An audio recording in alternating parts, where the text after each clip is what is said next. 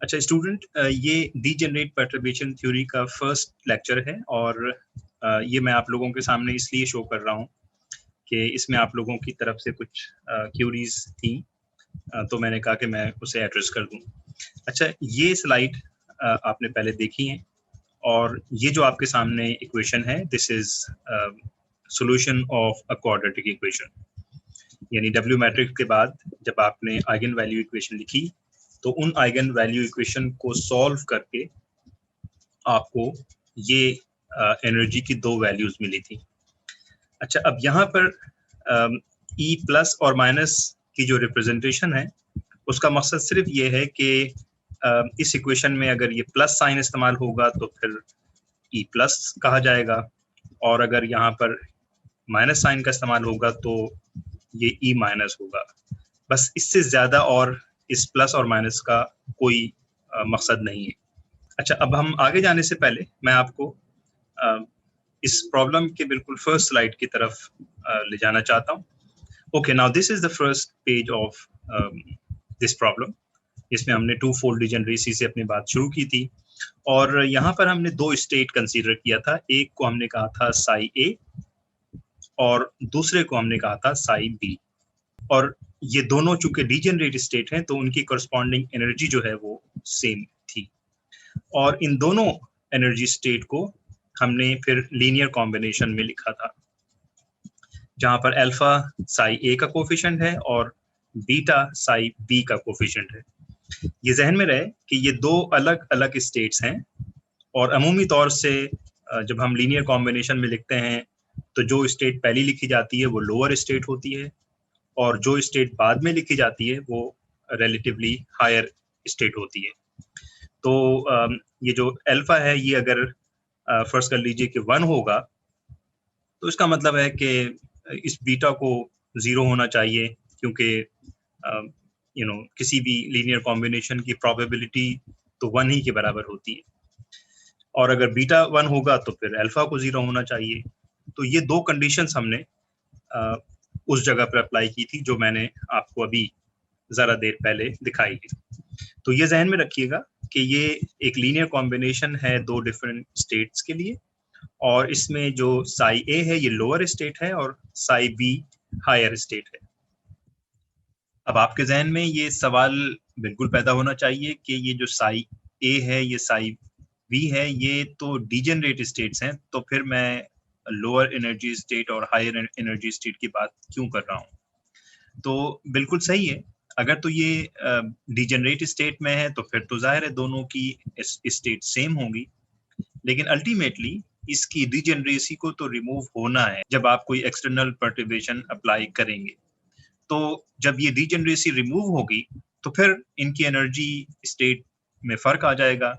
तो उस केस में यकीनी तौर पर ये जो साई ए है ये लोअर स्टेट होगी और साई बी हायर स्टेट होगी। Okay, now let's get back to the same slides again.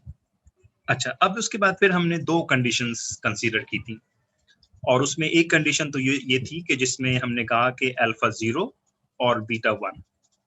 तो अभी मैंने आपके सामने जो लीनियर कॉम्बिनेशन वाली इक्वेशन दिखाई है उसमें अगर मैं ये कंडीशन सब्स्टिट्यूट करूंगा तो फिर मेरे पास सिर्फ एक स्टेट बचेगी जो कि साई बी को कॉरस्पॉन्ड करेगी।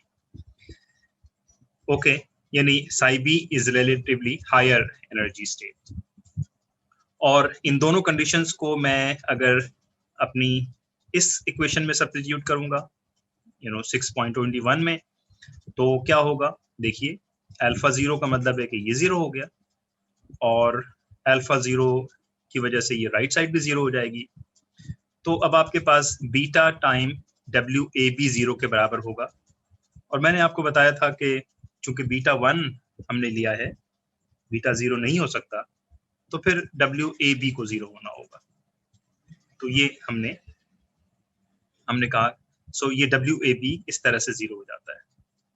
अच्छा, अब इक्वेशन 6.23 के मुताबिक जब मैं इसमें ये तमाम चीजें सब्स्टिट्यूट करूंगा, यानी अल्फा 0 और यहाँ पर बीटा 1 हो जाएगा, ये भी बीटा 1 हो जाएगा, और इसके अलावा डब्ल्यू ए बी या डब्ल्यू बी ए ये भी हम 0 कर चुके हैं, इक्वेशन नंबर 6.21 के मुताबिक।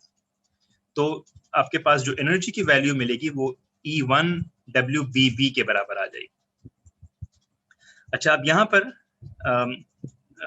एनर्जी के साथ कोई प्लस या माइनस साइन मौजूद नहीं है, लेकिन ये वाज़ेह है कि ये जो WBB है, this must be an energy of the higher state, जो कि साई बी को करस्पॉन्ड कर रही है।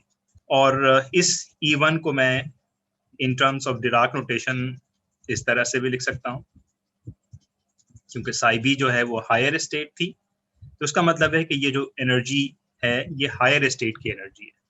अब आप अगर फर्ज कर लीजिए कि इसके रूट्स को प्लस और माइनस कह रहे हैं, तो हायर एनर्जी स्टेट को मैं प्लस से रिप्रेजेंट करूंगा और लोअर एनर्जी स्टेट को मैं माइनस के साथ रिप्रेजेंट करूंगा।